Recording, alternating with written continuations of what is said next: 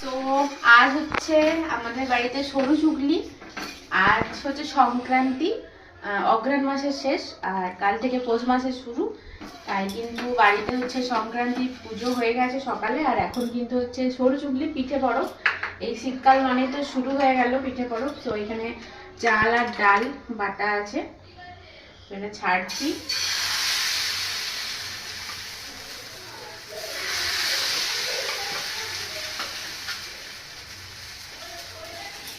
আর এই যে পাতা, এটা হচ্ছে কি পাতা, খেজুর পাতা, মেথি পাতা, নারকেল পাতা কাটা আছে, সেটাকে আমি ছড়িয়ে দিচ্ছি।